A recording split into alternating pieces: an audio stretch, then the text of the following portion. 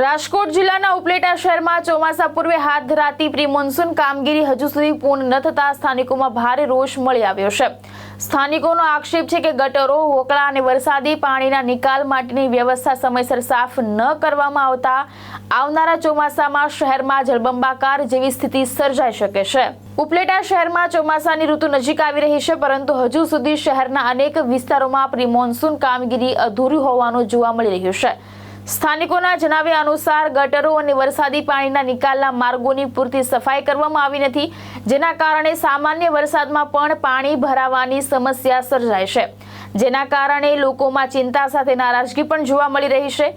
બીજી તરફ કોંગ્રેસે પણ ભાજપ શાસિત નગરપાલિકા સામે ગંભીર આક્ષેપો કર્યા છે। જો કે નગરપાલિકાના ચીફ ઓફિસરનું કહેવું છે કે કામગીરી માટે ટેન્ડર આપી દેવામાં આવ્યું છે અને ટૂંક સમયમાં કામ શરૂ થશે। ત્યારે હવે નગરપાલિકા ચોમાસા પહેલા કેટલી ઝડપથી કામગીરી પૂર્ણ કરે છે અને લોકોને વરસાદી પાણી ભરાવાની સમસ્યામાંથી કેટલી રાહત મળે છે તે જોવું રહ્યું।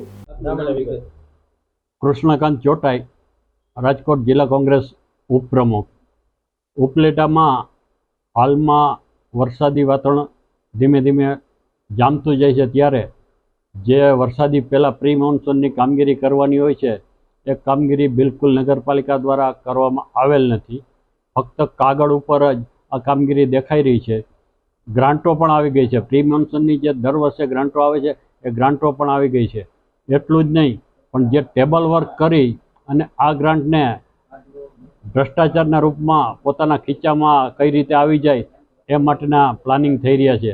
વિશ્વાસપાત્ર વર્તુળોમાંથી જાણવા મળ્યા મુજબ પ્રી મોન્સૂન કામગીરી માટે જે જેસીબી ભાડે રાખવામાં આવેલ છે એ 4200 ઉપરાંતની કિંમત 1 કલાકના લેખે ભાડે રાખવામાં આવેલ છે, જ્યારે હકીકતમાં 900 થી 950 રૂપિયામાં ઉપલેટામાં ગમે એવું જેસીબી જોઈએ તો મળી જાય છે, જ્યારે નગરપાલિકાએ 4200 ઉપરાંત પૈસા આપી અને ભાડે રાખ્યું છે। આ તો 3000 રૂપિયા તો ખાલી ભાડામાં જ ફેરફાર છે, બાકી ખોટા કલાકો ચડાવી અને આખી નગરપાલિકાની જે ગ્રાન્ટ છે એ ચાઉં કરી જવાના પ્રયત્નો કરે છે। એની સામે પગલાં લેવા હોવા જોઈએ। ઉપલેટાની આજુબાજુથી 3 નદીઓ પસાર થાય છે, એને કારણે હોકળા અને બીજી નાના હોકળા ઉપલેટામાં વધારે પ્રમાણમાં છે અને આ હોકળામાં અસંખ્ય ગંદકી છે અને એમાં કચરો છે, એને તાત્કાલિક સાફ કરવી જરૂરી છે, પણ નગરપાલિકા આ બાબતે કોઈ ધ્યાન દેતી નથી। મારું નામ ખીમાભાઈ રબારી, ગામ ઉપલેટા। હું ઉપલેટાનો રહેવાસી છું। આજ રોજ જે આપણે ઉભા છે મોજ નદી, અમારો જીવદોરી સમાજ મોજ નદી છે અને અત્યારે જે પ્રી મોન્સૂન કામગીરી થવી જોઈએ આ નગરપાલિકા દ્વારા, પરંતુ હજી સુધી કોઈ નગરપાલિકા દ્વારા ધ્યાન દોરવામાં આવતું નથી, કારણ કે હવે ચોમાસું નજીક આવી રહ્યું છે અને જે સાફ સફાઈ કરવી જોઈએ એ હજી થયેલ નથી। કારણ કે આ જે મોજ નદી છે એ અત્યારે પ્રદૂષિત થઈ ગઈ છે, એની અંદર કચરાના ઢગલા પડ્યા છે। બીજા નંબરમાં કે પાણીનો જે પ્રવાહ જતો હોય અને પ્રવાહને રોકતા જે બાવળિયા છે, ઝાકડા છે, આ નગરપાલિકા દ્વારા સાફ સફાઈ કરવી જોઈએ, પરંતુ નગરપાલિકાને અનેક વખત રજૂઆત કરવા છતાં નગરપાલિકામાં કોઈ જાતનો જવાબદારી આપતા નથી અને જે કોન્ટ્રાક્ટરો આપેલા છે એ કોન્ટ્રાક્ટરો આમાં કઈ ધ્યાન આપતા નથી।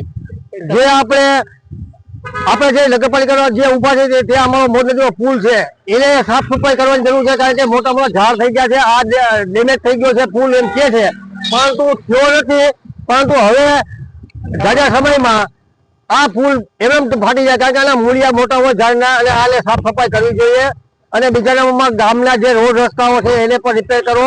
ચોમાસું ને હવે 10 દિવસ જ બાકી છે અને તાત્કાલિક જે ગામની અંદર જે પાણીનો નિકાલ થવો જોઈએ એ પણ નથી થયો।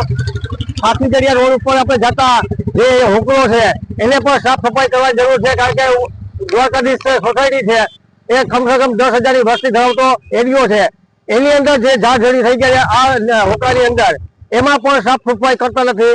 તો હવે ચોમાસું નજીક આવી રહ્યું છે અને અમારી દરખાસ્ત એ છે કે અમારા પુલ, અમારા ગટરું અને અમારી ગામની સેવા જે થવી એ કરો અને અથવા જે અમારી મોજ નદી છે એને તાત્કાલિક ધોરણે બાવળિયા છે એને સાફ સફાઈ કરે અને જે કચરાના ઢગલા પડ્યા એને દૂર કરે। બસ આવી જ અમારી માંગણી છે।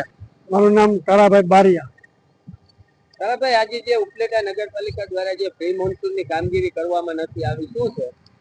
પ્રી મોન્સૂનની કામગીરી કરવામાં નથી આવી એ નગરપાલિકાના બધા જે હોદ્દેદારો છે એની મોટી બધી જવાબદારી છે, એની અંદર એની કમિટી છે એની મોટી બધી જવાબદારી છે। અત્યારે જે મોજ નદીના પુલ ઉપર અમે જે હું અત્યારે જોઈ રહ્યો છું તો જે ગોંડલ બાપુનો જે પુલ વ્યવસ્થિત રીતે બનાવેલો છે એ પુલની અંદર પડખે ઝાડી બિછાવી દીધી છે.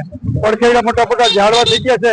પુલને ભયંકર નુકસાની કરી છે. સરકાર અબજો રૂપિયા ખર્ચે તો આવો પુલ થઈ શકે નથી. ખાલી ઝાડવા કાપવા બાબતથી આ જે મુનસબત છે કે નગરપાલિકાને જે કામગીરી કરવાની જરૂરી છે એ કરતી નથી અને જે પૈસાનું પેમેન્ટ આવે છે એ ખીચામાં પણ હોમાઈ જાય છે, બધું ખીચામાં લઈ લે છે. દાદાભાઈ, જે આ પ્રી મોન્સૂનની કામગીરી નથી થઈ અને તેને લઈને નીચાણવાળા વિસ્તારોમાં પાણી ભરવાના પ્રશ્નો છે, શું છે? પાણી ભરવાના નીચાના પ્રશ્ન એ છે કે જ્યાં ત્યાં કચરા બધા નાખી દીધા છે. અમુક આ ઝાડ બધા ગાંડા બાવરના ઝાકરા બધા ઉભા થઈ પડ્યા છે.